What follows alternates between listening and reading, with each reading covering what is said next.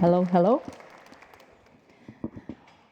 All right, so last year, May, it was a very unusual situation in CyberCare because we finally launched our AI email bot and it started answering customer questions. And we understood that we do not have work for 20 to 30 of our agents. And first day, it was like, ooh, everybody was taking longer breaks, doing e-trainings that we've never had any time to do because of the load of requests and so on.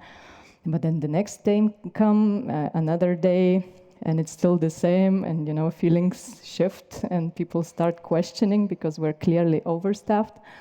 And also, together with managers, we sat down to think what should we do.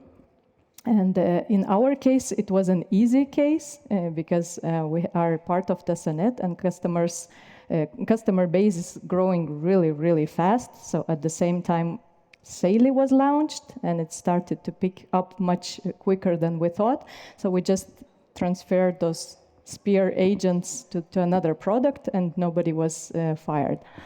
But the feeling itself, it was very unusual for sure. And then I understood what is the power behind AI.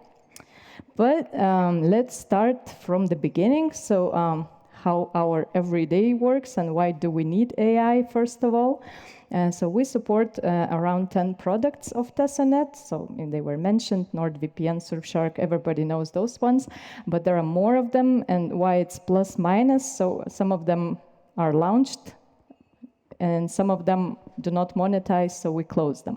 So we, as a support, have to keep up with all these changes. User base, really insane. I used to work in other companies, and we were doing budgeting, and we thought, like 15% growth, that would be something really cool. So we're not talking 15%, we're talking 30%, 3 times, 10 times. And Saily, for example, it doesn't even have 1 year yet, but it's already kind of millions of users who are travel all around the world.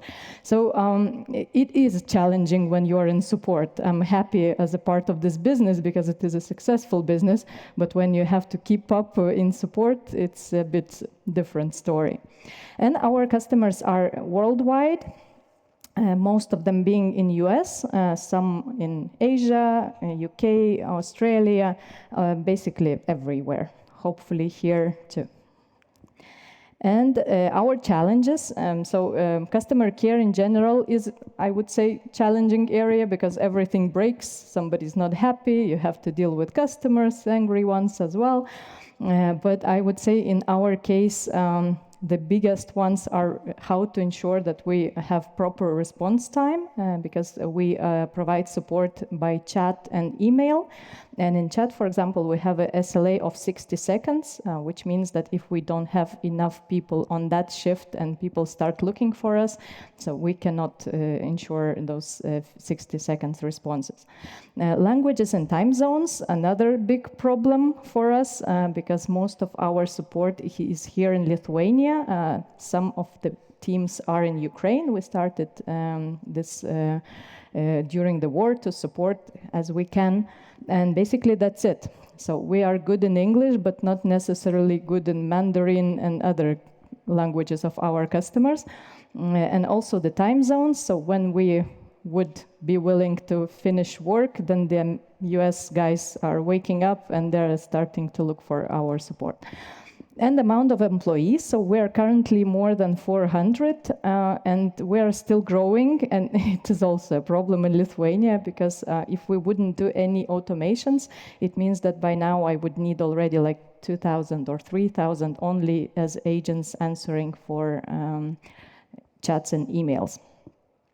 So here we are with all our problems, and a year and a half or something ago. So here is this big thing, ChatGPT, AI. Models start bringing in interesting news, and we have many curious people, and many of them are techie ones. So they started exploring. So what's the AI? So what we can do, and so on. And the first impression was, wow, like. we can automate everything. It can answer in any language and do it very nicely. It doesn't care about the time zone, and the response time is amazing. So like, wow, endless opportunities. And we started exploring and said like, okay, we will automate everything we can. So we hired developers, we transferred some of the agents to the team and so on. We understood we said what we would like to do, that the idea is to automate, and then we started working. And the idea was that after half a year, we already have a working AI bot that is answering most of our requests. And now it sounds really funny because we're really stuck and it's not happening that quick. So, haha, plot twist. We started working with it and we understood many interesting things that are not working. So first of that would be that we have no idea how does it work, So we feed the LLM with some of the information and it gives totally different response to our customers. And so, for example, customer is writing in English and in one word she's making one mistake, misprint, and our bot starts responding in Spanish. Why? We don't know. And then at some point our bot started at the end, it was saying sincerely, Michael. Why Michael? We don't know. So there are many interesting things happening. And for example, so those are funny ones. But for example, customer is asking about how to set up NordVPN in Windows, and our bot is telling precisely how to do it in iOS. And why? Again, we don't know. So we started to work step by step. We decided that we will be taking the biggest issues of our customers. For example, refunds is one of the biggest one. Why customers are approaching us? Because we have this 1 month when you can do refund and nobody asks anything. So we decided that, okay, we will automate this topic. And then it started to work finally, because then you use all the rags and everything. You dig deeper and make a lot of blocks and do a lot of QA how it works. So then we started to make some progress. Another thing that really was obvious very quickly, so if there is no proper data, so there will be no AI whatsoever.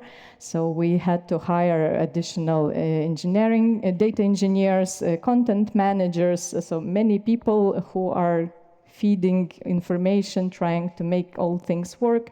And still, we do not know how to give our knowledge base to the AI so that it would answer properly. So we're still searching for the answer. We're still not there.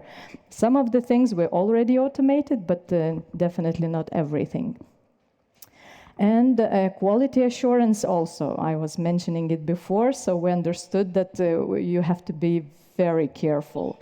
So you don't know what you don't know, so we are trying to understand what the bot answers, and that ended up as actually excellent idea from our team. So now another AI bot is doing QA for the first bot. So he's asking before sending the response to customer, so the bot is asking, is this what customer was asking for? And if not, then this new bot transfers the thing to agent for further handle. And also first our handle rate dropped, which was very natural because we have better responses but less of them. But what really exciting that our quality started to grow, and actually we finally got an answer if the bot can answer with the same quality as a human, and it can. If you do it properly, we have now the same quality measured by many customers. And a year later, where we are now, so we're stuck at 20. So we have this bot, it's working, it's saving us a lot of money and time, but still it's 20. It's definitely not 100, it's not even close to 50 that we want to do this year. And it's R&D basically, where trial and error we're looking how it doesn't work, we start again. But still we have some cool stuff. We had old bots, static bots that were working pretty nicely. So now we're blending the things. So we're trying, there is a saying that don't break what's working. So it's exactly what we do. So we take our old bots, then we do QA for those bots with AI. We put AI to understand the customer intent better. So we are kind of using AI in all possible ways around the working thing to make it better, but it's not exactly the AI bot. It's more like a blend of we don't know what. And what's also very interesting, so architecture of our bot changed twice, and I think we will change it again. And it's a bit demotivating for our developers because like every time the new model comes out or something new that, best practices that there were no best practices like 2 months ago, now there's something already starts to appear. And then you understand that what you've created for a couple of months, it's not relevant anymore. You have to remake it. So, I'm really happy that we have a team of very flexible people. They're very smart and very curious as well, because they're still with us. They're not leaving, so I'm happy. And this is the email that our bot is responding. So this is purely by AI. So it's working. That's what you would get as a customer of NordVPN. And lessons. I would say, like, if you would love to go this path, so start with analysis of your flows, of your requests, or whatever you want to automate if it's not customer care, and take the biggest chunks and then invest in that one. Because if you will start everywhere at the same time, definitely it's not working. And also if you will start with something small that doesn't bring a lot of value to the business, again, it's like you will invest more than actually get back. The data, you will definitely have to face this issue, and also we don't even know how to onboard our data engineers. We're just saying to them a lot of stuff to create, hello, because we have nothing to say to them, what exactly you will have to do. You will have to define yourself, the thing has to work.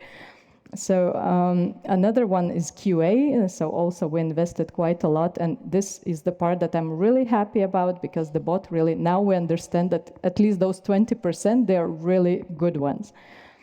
And this is my personal one. I would say that, the future human skill number one is curiosity, because as I mentioned, we don't even know what employees do we need. We need them curious and smart and, be able to start again and again. So basically that's how we roll now. And the last one, as I used to work in previous companies and have quite a network, so many people come to me and say should I invest in my company in, customer service with AI and so on? And I usually, if it's Lithuanian or Baltic company, I say no at the moment, because it will be too, really kind of, it's better to wait until somebody drops a very good chatbot that is really easy to apply to your data, to your internal knowledge base and everything else. So then it makes sense. But going the same way that we are going now, it only makes sense if you have a lot of requests, like really a lot. And you have this luxury of trial and error, because also it's not a given in every company. So here we are, stay curious.